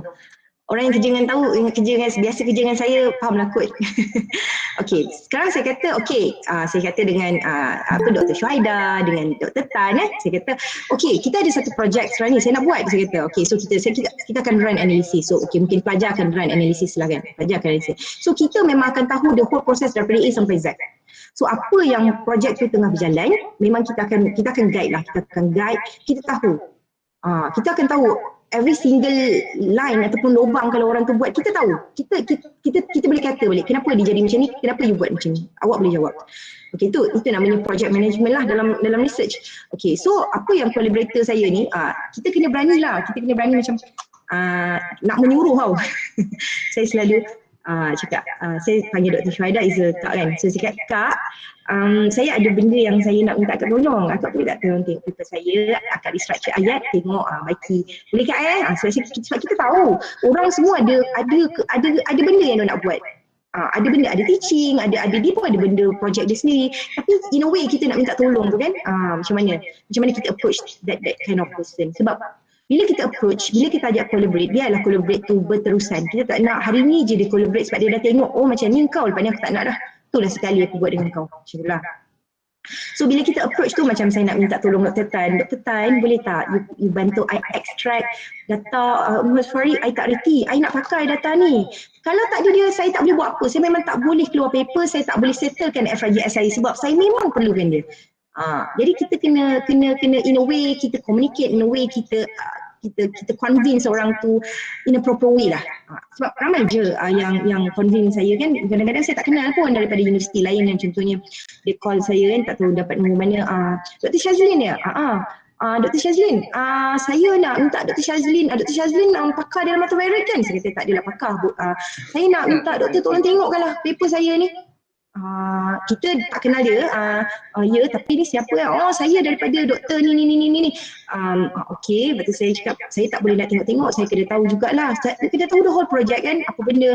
Oh tak, saya nak doktor tengokkan juga. So dia macam dia tak, in a way dia approach tu, kita dah rasa macam macam tu. So pesan saya kalau nak ajak orang buat networking, approach dia dalam convince dia dalam keadaan yang dengan kata yang baik lah. Alright. Okey, apa lagi? Collaborator ni penting collaborator ni lah dia boleh memberanakkan paper tu. Dan tapi bukanlah maksud saya kita sentiasa jadi parasit. Parasit tu maksudnya tak apalah, kita baik dengan orang tu sebab orang tu banyak paper, nanti kita boleh tumpang je dia. So saya kurang sukalah untuk sentiasa menumpang orang. Even though walau orang macam Syazlin, marilah tak apa, akak letak nama kau, akak join dengan kau, nanti akak letak paper kau, saya tak ada masalah. Tapi saya tak apalah, aku tak nak buat lah, aku nak buat kerja aku dah ada satu paper cukup lah, nanti orang lain akan letak nama aku, dapatlah 20 paper. Saya bukan jadi macam tu. Saya memang okey tak apa, dia nak letak nama saya, alhamdulillah, tapi saya masih meneruskan dengan kerja-kerja paper saya. Okay, alright. So ini sources. Sources maksudnya datang dari mana paper saya. Okay. Macam saya kata, kita kejar quality dan quantity. So bila sebut quality, saya akan utamakan saya punya paper-paper yang high impact journal untuk student-student yang datangnya daripada postgraduate, master ataupun PhD. Sebab mereka ni akan menghasilkan satu novelty pada research mereka. So kita kena polish, sebab kalau dia punya thesis sometimes kalau kita just hantar je thesis dia, ambil cedok and then hantar ke queue, saya pasti susah nak accept. Susah. Sebab saya pun pernah buat thesis saya, bila kita hantar saja kita tak reject, dia reject. Kita memang kena tune daripada penulisan tesis kepada penulisan jurnal dalam bentuk Q lah contohnya. Jadi postgraduate student ni memang saya pasti ramai dekat DUMET semua ada postgraduate student master. Terutamanya mod A. Kalau mod B, C B mungkin okey lagi lah. C mungkin dia is like FYP kan. Boleh tapi kena tune banyak. Sebab bila sebut impact dia kena ada novelty yang jelas lah pada setiap field tu. Jadinya postgraduate student ni sebenarnya student-student kita hebat tapi kita lah sebagai supervisor harus bantu dia, polish dia, bantu dia untuk terbitkan dalam high impact journal. Macam student saya yang saya baru complete 2 student yang habis master. So setiap student saya yang complete tu, seorang yang Siti Mariana ni is a Q3 lah, yang baru-baru ni Aimina is a Q2. Memang saya polish untuk jadikan student, kalau kita kata okay student ambil daripada tesis, hantar paper ni pergi Q1, percayalah saya cakap reject, jarang dia terus accept. Sebab penulisan tesis tu dia tak boleh cedok saja, kita kena tune, kita kena structured balik. Dan paling penting dalam penulisan high impact journal, structured of our paper. Okay, lepas tu FYP. Saya percaya dan yakin setiap semester kita tak pernah tinggal dengan FYP, dan terlampau banyak kan, kadang-kadang 5 orang, 8 orang.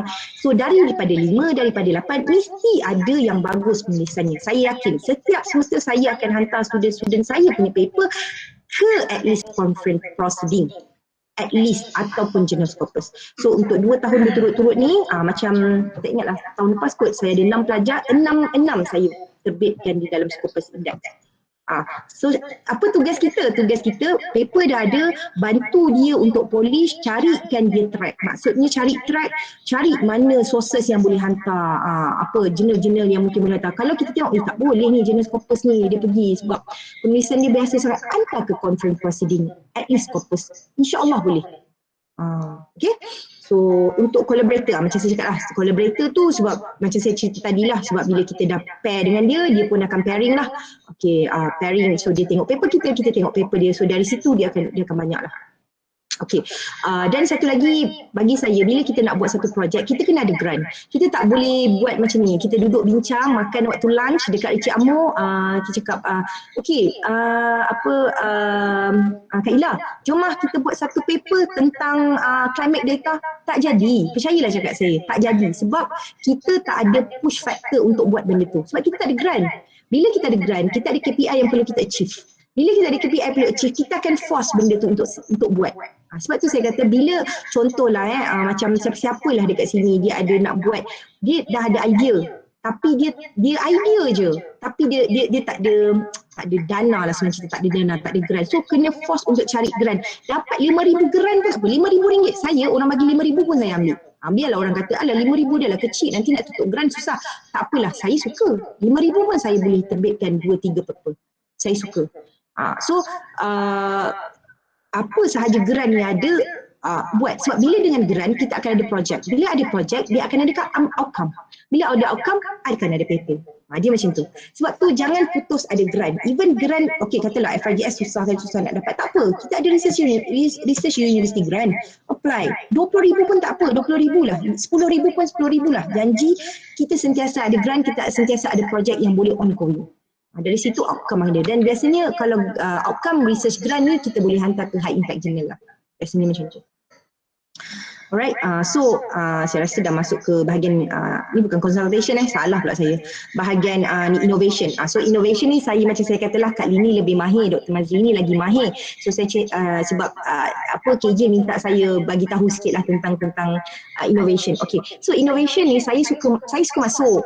Saya dulu saya tak heran pun benda-benda ni sebab saya datang daripada content. Jadi content memang kita nak masuk apa nak hantar model macam tu kan. So bila saya dah masuk di UPSI, saya ada pelajar-pelajar yang dah start buat dengan kit. So saya nampak kit budak ni bagus lah, ada yang bagus. So kita kenapa simpan, kenapa setakat di peringkat FYP and then dapat dah habis, sayangkan. At least kalau boleh pasarkan lagi baik, kalau tak boleh dapat hantar ke mana-mana pertandingan untuk endorse dia punya reka cipta, lagi baik. Student ni dia tak tahu jalan, dia sangat tak tahu.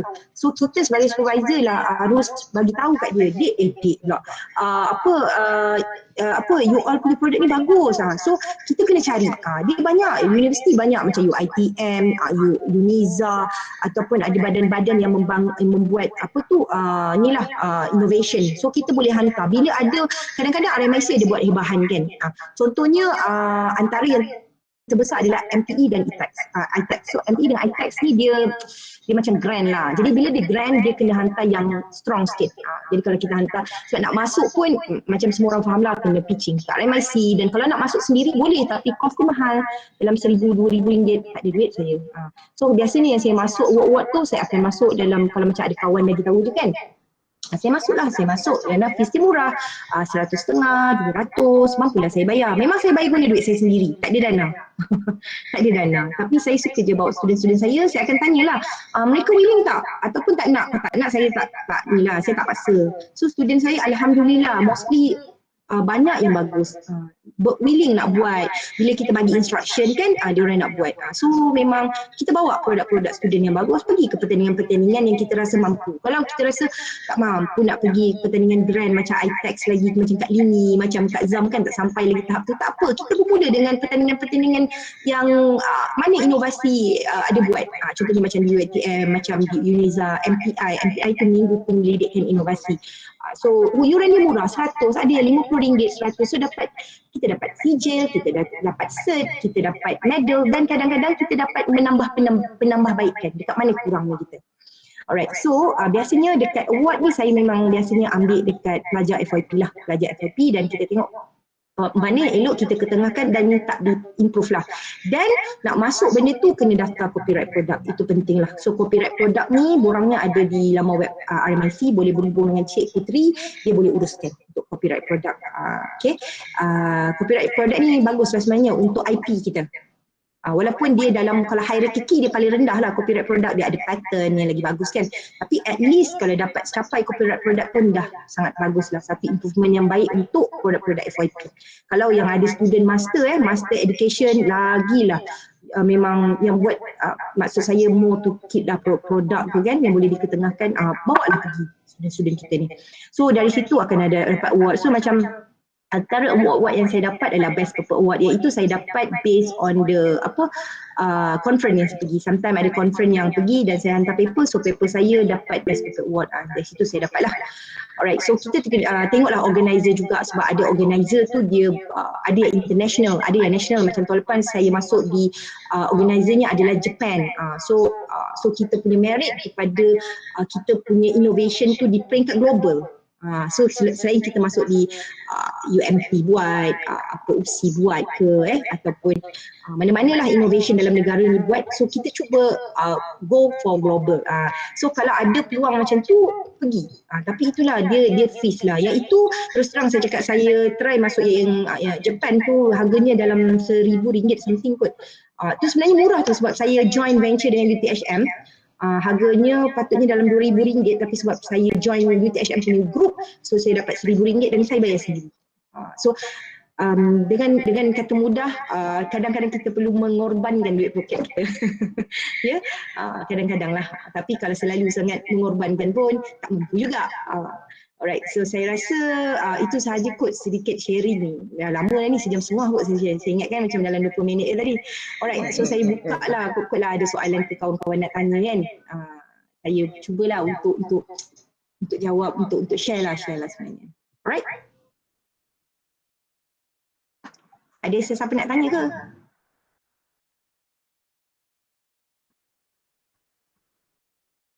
Semua dah tepu ke macam mana? So macam mana? Tak ada apa-apa nak tanya ke? Mungkin sebab dah lengkap kan? Tak risaulah, macam akak pun tak ada apa yang akak nak bertanya kepada Lin. Semua nampak okey, dah tahu strategi. Thank you Lin. Saya macam saya katalah, saya hari ni apa yang saya cerita, saya tak selindung apa-apa. Apa yang saya buat sepanjang 4 tahun setengah di UPSI, inilah yang saya buat. Saya tak adalah kata jangan cerita nanti kan kakak-kakak ni pula tera. Tak ada, sumpah tak ada. Apa yang saya tahu, apa yang saya buat, inilah saya cerita. Inilah keyword yang saya boleh pesan adalah networking, team, Itulah saya yang saya buat memang saya perlukan tim. Kalau ada tim baru jalan. Kalau gerak seorang, saya terus terang saya cakap satu paper pun saya tak mampu buat. Saya tak mampu buat, saya tak mampu tulis, saya tak mampu siapkan. Dengan benda banyak sangat kan kerja dengan nak buat program lah, apalah, inilah, itulah, macam-macam kan. Memang tak siap. Alright. Lin, saya tanya ni. Tanyalah. Lin, cuba Lin share dengan semua. Kalau yang nak RMIC punya dana tu, apa proses dia? Selepas publish, claim atau macam mana? Okay. So KJ tanya, kita kena jawab ni. Nanti kena potong markah. Alright. Okay, di peringkat RMIC, journal fees yang ditawarkan per artikel RM2,000. Jadi, apa yang kita kena buat adalah pay and claim. Maksudnya kena dahulukan juga duit kita dan saya tak kutuk RMIC tapi saya nak bagi tahu semua untuk mendapatkan balik dana RM2,000 memang ambil masa yang sangat lama kadang-kadang sebab dia kena ada endorse masuk di peringkat Dr. Arman lah, data lah, lepas tu masuk di peringkat bendahari di peringkat mereka lah, lepas tu bendahari UPSI lah, banyak stages dia. Kalau sebulan 2 bulan tu biasa untuk dapat balik duit kita RM2,000. Dia memang pay and claim dan kena make sure paper tu dah publish. Kalau accepted boleh kot, accepted boleh tapi kena ada tunjuk tunjuk letter and then kena tunjuk letter, lepas tu isi borang, dia ada borang and then kena submit dekat mereka. Evidence dia adalah dalam dokumen tu dia ada bagi tahu apa benda yang kena ada untuk submit. Tapi nanti mohonlah sebab memang setiap tahun RMIC kata ramai lecturer tak mohon. Kalau mohon pun orang yang sama saja. Jadi saya nak menyeru kepada semua ahli BUMET kan, gunakan peruntukan ni sehabis baik. Mari kita sama-sama gunakan sebab dia tak ada maksimum. Dia tak ada okay you boleh ambil satu, tak ada. Selagi RMIC kata tak keluarkan dia punya per artikel, kita guna. Cari jurnal-jurnal yang bagus. Okay, satu lagi jurnal saya suka nasihatkan lah sebab sekarang ni banyak yang jurnal bell list semua kan, kita takut kan scam kan. So bekerja rapat lah, berbaik dengan librarian kita. Encik Kashfi tu bagi saya seorang librarian yang sangat bagus, sangat baik. Dia setiap kali saya minta dia bantu saya untuk analyse jurnal ni sebelum saya submit, dia memang akan bagi very detail. Dia akan siasat, doktor jurnal ni dia pernah masuk dah bell list tapi dah keluar dah 10 tahun dulu, saya dah kaji dah. Memang sangat bagus Cik Kashfi tu. Jadi rujuklah dia akan WhatsApp je, dia akan balas. Kadang-kadang malam pun dia reply untuk saya. Jangan rasa. Satu lagi, saya sukalah ini saya buat, ni saya. Kalau satu-satu benda yang kita nak buat, saya suka tahu siapa PIC dia. Contoh macam journal fees ni, untuk dapat claim dia ada, di RMIC siapa yang settlekan bahagian payment, siapa yang settlekan selepas payment ni, siapa yang pegang Puan Sunaida, siapa yang pegang pula selepas Puan Sunaida, siapa bahagian data pula. Saya memang akan ada contact number tu. Jadi bila di stage mana, kita akan refer back terus pada orang tu. Kita tak adalah cari dekat kaunter kat depan ke. Bagi saya tu tak membantu. Kalau saya lagi tak suka kalau orang kata tak apa doktor, nanti saya sampaikan pesanan. Saya tidak percaya pada sampaikan pesanan. Saya kalau buat kerja tak kisahlah, dalam apa-apa pun saya akan tahu siapa orang ni. Kalau di bendahari saya kata siapa yang uruskan pembayaran bendahari dekat sana untuk FSM. So, kalau dia cakap dulu Encik Azim, dia kata Encik Azim, saya akan contact Encik Azim personal. Saya akan tanya Encik Azim macam mana kalau saya ada masalah ni. Saya memang akan tahu siapa orang dia. Dan janganlah kita marah, kita kena berbaik. Jadi bila kita baik, orang sangat welcome untuk tolong. Macam Encik Azim tu sangat baik, tapi dia dah tukar ada orang lain dah sekarang. Encik Azim sekarang Puan Kamisah pun baik juga. Encik Azim tu sangat baik. So kalau macam saya minta tolong dia untuk urgent payment ke, sometimes memang tak boleh kan, tapi dia akan tolong. Sebab tu saya kata in a way we talk tu orang akan tengok. Tak kisahlah, even kita doktor ke profesor ke kan, so ketepikan level tu kita anggap mereka sama je, kita sama dengan mereka. Jadi diorang pun tak adalah rasa macam tak naklah tolong, nanti 2 minggu lagi lah baru tolong, macam tu lah. Okay, so ada apa-apa soalan lagi? Ni dah akak lagi lah. Hari tu dengan Cik Kashfi yang berkaitan dengan collaboration dengan UUM untuk publish this corpus. Kalau ada update mungkin boleh update, kemudian boleh import siapa-siapa yang berminat dalam sesi ni untuk kita sama-sama hantar paper ke corpus tu lah. Alright, sebab kita ada dapat satu invitation daripada Universiti Utara Malaysia UUM, untuk dia buat macam kita buat ketika conference lah, kumpul artikel and then submit pada jurnal tersebut. So benda tu telah disampaikan oleh KJ kepada unit 4P1K. So saya salah seorang ahli unit dekat dalam tu. Jadi apa yang macam saya kata, bila kita dapat jurnal, kita kena check sebelum kita nak hantar. Kita seronok kan, Scopus hantar je lah. Tak, saya akan check dahulu. Jadi saya terus check dengan Encik Kashfi dan ada listing jurnal dia tu. Encik Kashfi baru saja beri membalas kepada saya. Dia begini, bab kata Encik Kashfi untuk memberitahu, dia pun takut kadang-kadang nak kata jurnal tu bagus ke, jurnal tu tak bagus ke, sebab dia kata sekarang ni orang semua akan depends pada dia punya decision, dia kata. Sebab dia kata sometimes nak kata jurnal tu bad list, mungkin dulu dia pernah bad list, so sekarang dia dah improve, dia dah jadi okay. Tapi sebab because dia dah pernah jadi, macam dulu dia bekas dia banduan, macam tu lah kan. Jadi orang macam mak takut lah pula. So kalau takut, dah siap Encik Kashfi, tak payah hantar, check jurnal lain. Macam tu lah. Alright. Menurut Encik Kashfi, jurnal-jurnal tu masih di dalam database Scopus. Sekejap. Dia ada 7-8, ada 1-2, nanti saya share benda tu. Ada yang tak ada dalam Scopus tapi ada dalam WOS. Kena dia ada lain sikit. WOS dengan MJL Clearviet tu dia lain sikit. Sometimes WOS ni dia tak sama, dulu dia macam sama tau, saya pun tak faham dah dia indexing ni. So sekarang ni yang macam high impact journal di bawah MJL sahaja dikira. Yang itu memang kita pakai ISI. Kalau WOS ni kadang-kadang dia bukan di bawah JCR. Itu pun kena check dengan Encik Kashfi lah. Encik Kashfi yang lagi power tu. Alright, so apa yang Encik Kashfi cakap, publisher, journal tu, semua publisher ni adalah Horizon.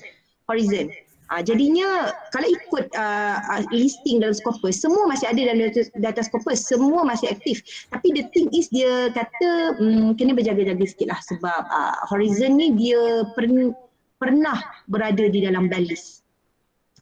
Horizon ni dia kalau perasan siapa yang hantar jurnal dekat dalam kita punya IPCSM yang ramai-ramai hari tu 20 paper tu, siapa yang pernah terbit di bawah HUP apa benda dalam Horizon ni lah. So ada jurnal-jurnal dia, contohnya matematik and statistik. So setakat ni saya punya jurnal pun ada, alhamdulillah masih berada di dalam Scopus dan tak keluar lah. So sekali lagi saya tengok UUM dia masih ada list tersebut. Jadi macam Cik Kashfi cakap lah, kalau rasa takut tak payah hantar. Tapi kalau nak kata dia tak Scopus, dia masih aktif sehingga hari ini dan semua dia punya artikel diindeks dalam Scopus. So susah lah nak cakap, nak hantar boleh, tak ada isu, sebab memang setakat ini masih lagi Scopus. Nanti kita akan buat hibahan 4P1K, mungkin Dr. Rian akan buat hibahan kot nanti pada semua untuk sesiapa yang berminat nak menghantar jurnal tu. Due date adalah 31 Mei, so boleh hantar nantilah. Right? Lin, yang ni kan untuk pesara, dia boleh ke yang macam yang RMIC punya ni, yang journal fee tu? Okay. Saya lupa saya nak cakap. Alright, kalau kita nak guna journal fees ni, satu benda yang kita kena ingat, kita kena sentiasa menjadi corresponding author. Tak kisahlah kita nombor 6 author, tak apa. Tapi kita mesti jadi corresponding author. Untuk pengetahuan semua, RMIC universiti akan melihat kepada corresponding author, bukan first author. So, kalau paper-paper tanya saya, paper-paper student, saya tak pernah, bagi saya siapa yang punya that paper, saya tak pernah ambil dia punya authorship. Saya tak pernah ambil. Sebab bagi saya dia tulis penat-penat, even kita baki lagi 90% sebenarnya. Kalau ikut dihantar tu 10% tak boleh publish dalam Q ataupun Scopus, tapi kita kena hargai usaha dia menyiapkan benda tu. Jadi saya tak pernah ambil authorship student. Memang student akan sentiasa jadi first author dan saya akan jadi corresponding author. Dan corresponding author ni saya nasihatkan kepada kakak-kakak semua untuk ambil corresponding author. Dan bukan saya suruh kalau di pihak TSPI pun memang TSPI menyatakan bahawa corresponding author tu adalah kepunyaan SB, sebab kita bagi idea, kita bantu mereka baiki. So bagi saya tak salah pun kalau kita ambil dia punya corresponding, tapi jangan ambil author dia. Dan kalau nak guna journal fees ni yang RM2,000 ni, wajib corresponding. Kalau lah kata ada yang cakap akak tak sukalah bagi akak corresponding mesti student. Tak dapat lah. Tak dapat sebab USI akan bayar pada corresponding author. Jadi pastikan paper yang dihantar untuk claim RM2,000 ni correspondingnya adalah kita. Lin, bukan. Akak yang itu akak tanyakan, akak tanya yang untuk projek UUM, UUM ni, okey, yang untuk projek UUM ni boleh ke journal C tu Guna kita RMIC. apply yang RMIC punya tu? Okey, dia macam ni. Dia sebenarnya apa-apa projek pun, apa-apa orang invite untuk hantar pun, tak kisah. RMIC tak nak tahu. Yang dia nak tahu, paper yang akak hantar tu is a Scopus. Kalau Scopus, boleh je apply RM2,000, tak ada masalah. Kalau journal tu sikit kecil lah. Cuma kami tak adalah kita akan bagi bahala untuk you all hantar pada UUM tu. Tapi kita tak akan buat konsep dulu yang kita akan saya Amy Kak Raja yang kumpulkan dana, jumpa TNSPI. Kami dah tak buat lagi macam tu. Sebab satu proses yang panjang, banyak perjanjian, banyak kisah-kisahnya. Jadi sekarang ni apa yang kita akan buat, kita akan bagi bahan, dia akan ada form dekat situ untuk kalau siapa yang berminat hantar saja. Dia akan direct pada UUM. Cuma Dr. Rian akan bagi satu link lah. Link sesiapa yang berminat, yang dah hantar kena tulis lah supaya kita boleh follow up lah sama ada publish atau tidak. Dan bila publish, author sendiri kena mohon sendirilah kepada pihak RMIC. Jadinya bukan ahli 41K untuk Alright, Okey, mungkin saya boleh tambah sikit Zila.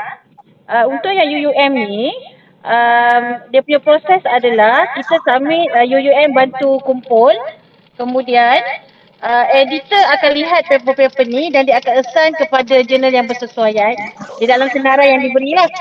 Prosesnya adalah selepas dia komen dan pembayaran hanya perlu dibuat bayaran individually apabila telah accepted untuk correction. Lepas correction baru dia akan email untuk bayaran. So sekiranya diterima dan perlu bayar, selepas you all bayar, you all kena keluar diri sendiri dulu lah. Kemudian claim. Sama lah siapa yang ada grant ke, siapa yang nak RMIC ke, you all based on claim macam yang Lin mention tadi lah. Kan Lin kan? So dia based on claim. Saya cadangkan kalau dalam ni pun saya rasa ada student kan. Student pun boleh nak submit. Maksudnya you bayar tu selepas di accepted tau. Maknanya dah proses correction dan sebagainya. Macam tu itulah tambahan info. Tapi kalau student submit, student dia tak ada fees untuk 2,000. Macam saya katalah, corresponding tu mesti diberikan kepada supervisor lah. Biasanya macam tu saya rasa tak ada isu pun tentang corresponding author. Cuma student master mode A dia ada allocation RM1,000 untuk publication. Boleh apply sekali sepanjang pengajian. Alright? So ada nak tanya lagi tak pasal fees? Sebenarnya dalam publication selain menulis dengan baik, funding penting tau. Funding tak boleh pergi mana-mana lah. Kalau yang tidak berbayar boleh, tapi dia takes too long lah. So at least macam 1 year and a half untuk publish kalau jurnal-jurnal berimpact tinggi. Thank you Lin atas pengkongsian, sebabnya kan sebelum ni akak punya student, akak memang walaupun kita ada komen tapi akak bagi mereka first author juga corresponding author. So sekarang akak note lah yang idea from us. So authorship yang first tu student, corresponding boleh kita. So thank you for your perkongsian hari ini. Sebabnya bagi saya ini bukan istilah kita mencuri corresponding. Sebab bagi saya corresponding ni maksud corresponding is authorship of the paper. So authorship of the paper tu is like macam kita tahu daripada A sampai Z. Janganlah kita tak tahu apa-apa, kita tahu publish, kita nak corresponding. Maksudnya semua pelajar buat, kita pun tak tahu apa benda projek tu, tapi you cakap you owner of the paper, malu kan? So kita kena tahu the whole process, kita memang kena involve betul. That's why kita layak untuk menerima corresponding tu.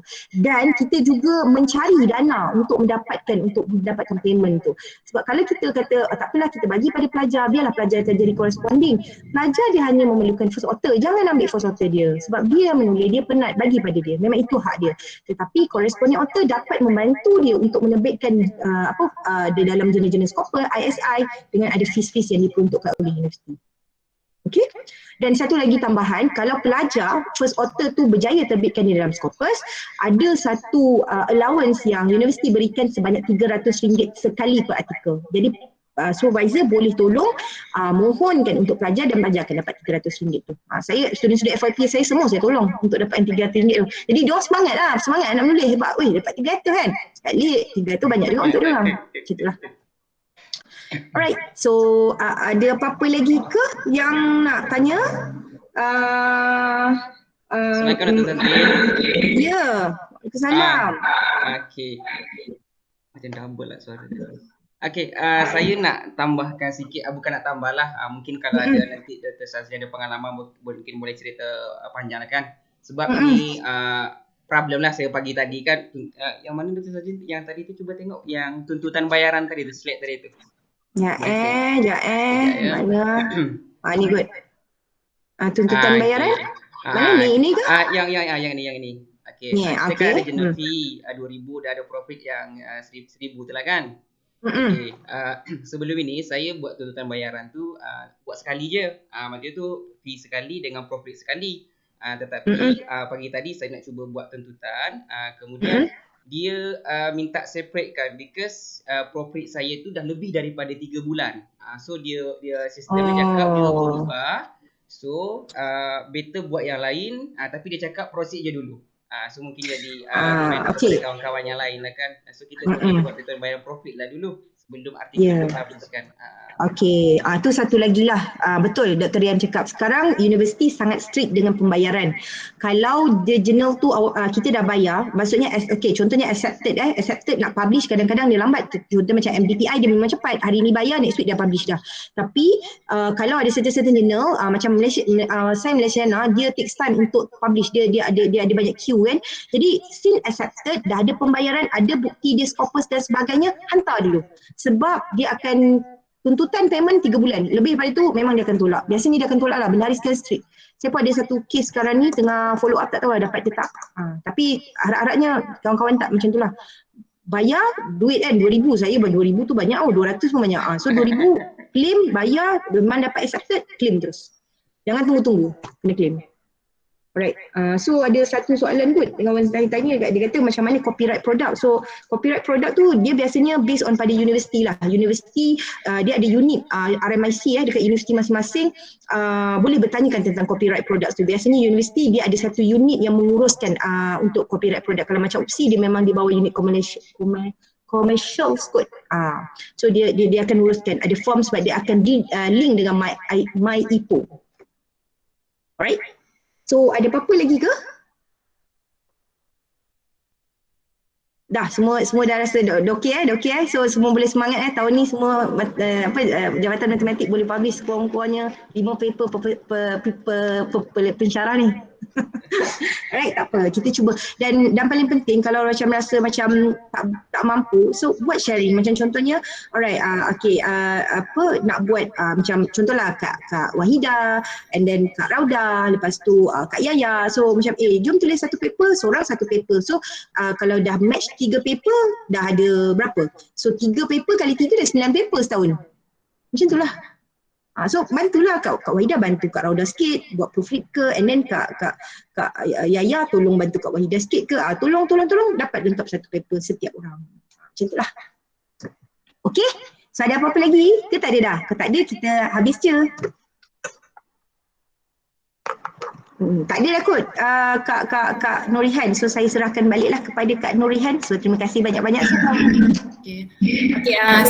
Terima kasih penceramah kita Dr. Shazli Milina binti Syahrudin. Sebagai nak cakap macam mana saya pun tercengang-cengang nak memahamkan sebenarnya sebelum ni saya ingat saya pada tahun 2000 saya mula buat PhD 2008 tak silap 2009. Kami tak ada paper ni macam perlu buat tapi prosedur pun tak apa. Dia tak ada rigid macam ni lah.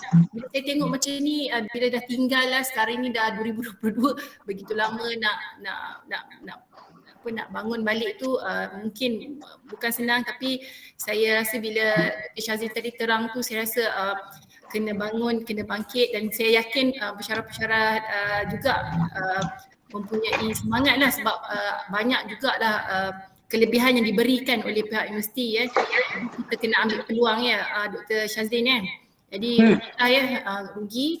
Sebenarnya bila sebut pasal paper ni, pengalaman saya sendiri saya pun pinjam student orang juga sebab saya cubalah, sebab saya tak ada masa tapi saya cuba menggunakan pelajar masters kan. Ini pengalaman yang singkat ni, saya duduk dekat universiti ni, saya hantar ke, bila pelajar ni dah buat pun kita buatlah setakat kita tahu kan, kita banyak benda tak tahu, so kita rasa dah rasa okey dah sangat, kita pun hantar yang peringkat tertinggi lah. Saya tak silap saya Q3 kot, saya pun tak tahu pastilah, jurnal tu agak tinggi lah saya rasa semuanya yang check tu bila dia, tapi sekejap je saya hantar, lepas tu dapat feedback walaupun kena reject, tapi saya rasa komen yang diberi tu keempat-empat kita panggil apa ya, sangat berguna.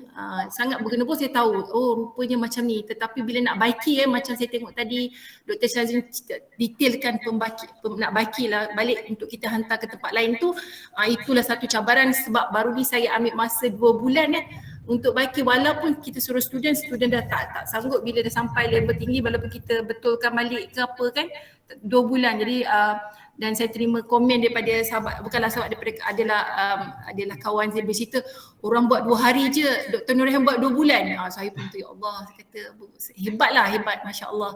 Saya harap sangat Dr. Shazlin boleh bimbing kami lah, macam saya lah terutama yang masih lemah lah, masa macam bau macam berjalan jatuh ni dan saya harap juga rakan-rakan yang lain semangat untuk kita tingkatkan publish paper untuk Fakulti Sains Matematik. Sebab bila saya dah dengar bila saya sebut je Fakulti Sains Matematik kan, rata-rata kalau saya jumpa kawan-kawan dia kata, kalau you daripada Fakulti Sains Matematik, kami memang salute, memang hebat. Saya tak tahu kenapa saya kata hebat, hebat kat mana, saya kata boleh kata orang-orang Fakulti Sains Matematik lah yang macam seolah-olah macam kita memberikan macam kita panggil macam saya pun tak tahu nak cakap lah, tapi seolah-olah bila sebut je orang ni hebat. Saya pun fakulti pun sebut saya daripada Fakulti Sains hebat, saya pun tak faham sebenarnya.